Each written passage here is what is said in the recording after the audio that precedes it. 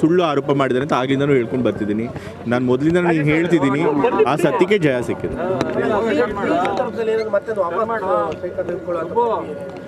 ಈಗ ಇನ್ನೂ ಮುಗ್ದಿಲ್ವಲ್ಲ, ಈಗ ಬಿ ರಿಪೋರ್ಟ್ ಒಪ್ಕೊಂಡಿದ್ದಾರೆ ಜನಪ್ರತಿನಿಧಿ ಕೋರ್ಟ್ಗಳಲ್ಲಿ, ಅವ್ರು ಇನ್ನೂ ಮೇಲೆ ಅಪೀಲ್ ಹೋಗ್ತೀನಿ ಅಂತ ಹೇಳಿದ್ದಾರೆ. ಸೊ ಎಲ್ಲ ಕೇಸ್ ಪೂರ್ತಿ ಮುಗಿಲಿ, ಆಮೇಲೆ ಅದ್ರ ಬಗ್ಗೆ ಯೋಚನೆ.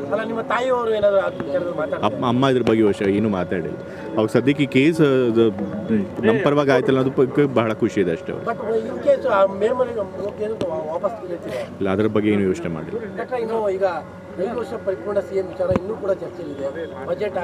ಯಾರು ಅದ್ರ ಬಗ್ಗೆ ಚರ್ಚೆ ಮಾಡ್ತಿಲ್ಲ. ಮೀಡಿಯಾದವ್ರು ಮಾತ್ರ ಚರ್ಚೆ ಮಾಡ್ತಿದ್ದಾರೆ ಅನ್ಸುತ್ತೆ. ನನಗೆ ಗೊತ್ತಿರೋಂಗೆ ರಾಜಕೀಯ ವಲಯದಲ್ಲಿ ಯಾರು ಅದ್ರ ಬಗ್ಗೆ ಚರ್ಚೆ ಮಾಡ್ತಿಲ್ಲ.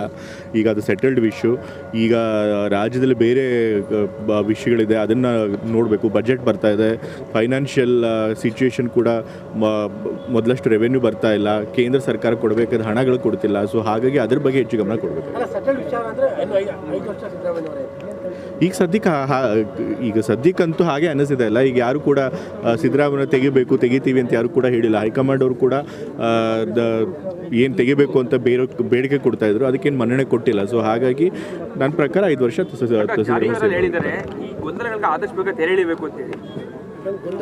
ನನ್ನ ಪ್ರಕಾರ ಏನೂ ಗೊಂದಲ ಇಲ್ಲ. ಏನು ಗೊಂದಲ ಇದೆ ಅಂತ ಸರ್ನೇ ಕೇಳಬೇಕು.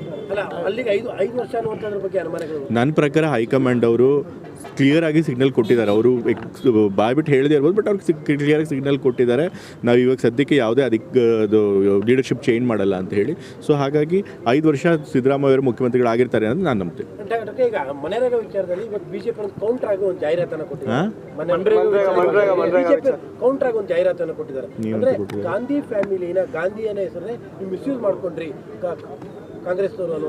ಏನು ಮಿಸ್ಯೂಸ್ ಮಾಡ್ಕೊಂಡಿದ್ವಿ? ಮಹಾತ್ಮ ಗಾಂಧಿ ಅವರು ಹೆಸರಿಟ್ಟಿರೋದು ಯೋಜನೆಗೆ ತಪ್ಪ. ಅದು ಅಲ್ಲದೆ ಮಹಾತ್ಮ ಗಾಂಧಿ ಅವರು ಗ್ರಾಮ ಸ್ವರಾಜ್ಯ ಪರಿಕಲ್ಪನೆ ಇಟ್ಕೊಂಡಿದ್ರು. ಸೊ ಎಲ್ಲ ಗ್ರಾಮಗಳು ಸ್ವಾವಲಂಬಿ ಆಗಬೇಕು, ಎಲ್ಲರಿಗೂ ಕೂಡ ಗ್ರಾಮದಲ್ಲೇ ಕೆಲಸ ಸಿಗಬೇಕು ಅಂತ ಹೇಳಿ ಅವ್ರು ಪರಿಕಲ್ಪನೆ ಮಾಡ್ಕೊಂಡಿದ್ರು. ಸೊ ಹಾಗಾಗಿ ನರೇಗಾಗೆ ಅವ್ರ ಹೆಸರಿಟ್ಟಿದ್ದು ಬಹಳ ಆ್ಯಪ್ಟ್ ಆಗಿತ್ತು, ಸೂಕ್ತವಾಗಿತ್ತು. ಸೊ ಹಾಗಾಗಿ ನಾವು ಇಟ್ಟಿದ್ದೀವಿ. ಅದ್ರೊಳಗೆ ಏನು ತಪ್ಪಿದೆ?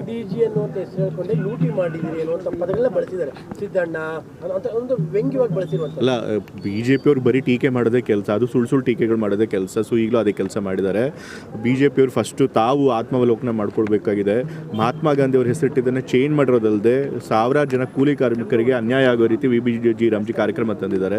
ಸೊ ಇದನ್ನೆಲ್ಲ ಬಿಟ್ಬಿಟ್ಟು ಆ ಕೂಲಿ ಕಾರ್ಮಿಕರಿಗೆ ಏನು ಅನ್ಯಾಯ ಆಗುವಂಥ ಯೋಜನೆ ತಂದಿದ್ದಾರೆ, ಅದನ್ನು ಕೈ ಬಿಟ್ಟು ಕೂಲಿ ಕಾರ್ಮಿಕರಿಗೆ ಒಳ್ಳೆ ಮಾಡುವಂಥ ಕೆಲಸನ ಮಾಡಲಿ ಅವರು.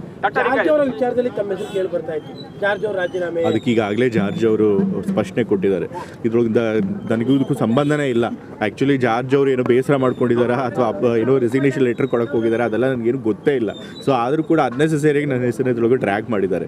ಸೊ ಅದು ಯಾರು ಆ ರೀತಿ ದುರ್ದೇಶಪೂರಿತವಾಗಿ ನನ್ನ ಹೆಸರು ತಂದರೆ ಗೊತ್ತಿಲ್ಲ. ಸೊ ಬಟ್ ಅದರೊಳಗಂತೂ ಯಾವುದೇ ಒಂದು ಸತ್ಯ ಇಲ್ಲ. ಅವ್ರು ಮಾಡ್ತಾನೆ ಇರ್ತಾರೆ, ಅದೇ ಕೆಲಸ BJP ಅವರಿಗೆ. ಅಸೆಂಬ್ಲಿಲೂ ಕೂಡ ನನ್ನ ಹೆಸರು ಮೆನ್ಷನ್ ಮಾಡಿದ್ದಾರೆ. ಯಾಕೆ ಅಂತಂತಂದರೆ ಸಿದ್ದರಾಮಯ್ಯ ಮೇಲಾಗಲಿ ಸರ್ಕಾರದ ಮೇಲಾಗಲಿ ಅವ್ರಿಗೆ ಯಾವುದೇ ಗುರುತರ ಆರೋಪ ಮಾಡೋಕ್ಕೆ ಯಾವುದೂ ಇಶ್ಯೂ ಇಲ್ಲ. ಸೊ ಹಾಗೆ ಅನ್ನೆಸೆಸರಿಯಾಗಿ ನನ್ನ ಹೆಸರು ಹೇಳಿರ್ತಾರೆ. ಈಗ ಗ್ರಾಮ ಪಂಚಾಯತ್ ಚುನಾವಣೆಗೆಲ್ಲ ಬ್ಯಾಲೆಟ್ ಪೇಪರ್ನ ಯೂಸ್ ಮಾಡಬೇಕು ಅನ್ನುವಂಥದ್ದು ಕ್ಯಾಬಿನೆಟಲ್ಲಿ ಅಪ್ರೂವ್ ಆಗಿದೆ. ಸಂತೋಷ, ಒಳ್ಳೆಯದು. ಇವಾಗ ಒಂದು ಡೆಮೋಕ್ರಸಿನಲ್ಲಿ ಎಲೆಕ್ಷನ್ಸು ಫೇರ್ ಆ್ಯಂಡ್ ಫ್ರೀ ಆಗಿರಬೇಕು. ಯಾವುದೇ ಕೂಡ ಸಂದೇಹಕ್ಕೆ ಆಸ್ಪದ ಕೊಡದೇ ರೀತಿಯಲ್ಲಿ ಫೇರ್ ಆ್ಯಂಡ್ ಫ್ರೀ ಆಗಿ ನಡೀಬೇಕು. ಸೊ ಅದ್ರ ಮೇಲೆ ನಮಗೆ ಅನುಮಾನ ಇದ್ದಾಗ ಅಂತಹ ಒಂದು ಪದ್ಧತಿನೇ ಫಾಲೋ ಮಾಡಬಾರ್ದು. ಇವತ್ತು ಯಾವ ದೇಶಗಳಲ್ಲಿ ಈ ಒಂದು ಏನೋ ಬ್ಯಾಲೆಟ್ ಪೇಪರ್ಗಳನ್ನು ಬಿಟ್ಟು EVM ಅಂತಂದರು, ಅಂಥ ದೇಶಗಳಲ್ಲೇ ಇವಾಗ ಮತ್ತೆ ವಾಪಸ್ ಬ್ಯಾಲೆಟ್ ಪೇಪರ್ಗಳಿಗೆ ಹೋಗ್ತಾ ಇದ್ದಾರೆ. ಸೊ ಅದರೊಳಗೆ ಅಂಥ ತಂತ್ರಜ್ಞಾನದಲ್ಲಿ ಮುಂದುವರಿರುವಂಥ ದೇಶಗಳೇ ಅದನ್ನು ಕೈ ಬಿಟ್ಟಿರ್ಬೇಕಾದ್ರೆ ನಾವು ಕೈ ಬಿಡೋದ್ರೊಳಗೆ ಏನೂ ತಪ್ಪಿಲ್ಲ. ಪರಿಪೂರ್ಣವಾಗಿ EVM ಕೈ ಬಿಡಬೇಕು ಅನ್ನೋದು ಎಲ್ಲ ಪ್ರಕ್ರಿಯೆಗಳೆಲ್ಲ. ಹೌದು, ಅದ್ರ ಬಗ್ಗೆ ಅಷ್ಟೊಂದು ಅನುಮಾನ ಇದ್ದಾಗ ಯಾತಕ್ಕೆ ನಾವು ಅದನ್ನು EVM ಆಗಬೇಕು ಅಂತ ಹೇಳಿ ಪಟ್ಟಿಡಬೇಕು?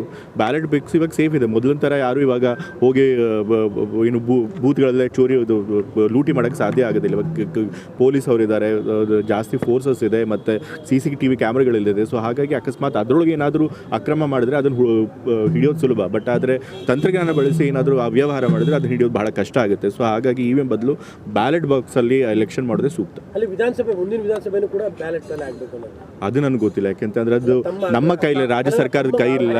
ಬಟ್ ಖಂಡಿತ ಅಫ್ಕೋರ್ಸ್ ನಾವು ಬ್ಯಾಲೆಟ್ ಬಾಕ್ಸ್ಗೆ ಹೋಗೋದೇ ಬೆಟರ್ ಅನ್ನೋದು ನನ್ನ ಅನಿಸಿಕೆ.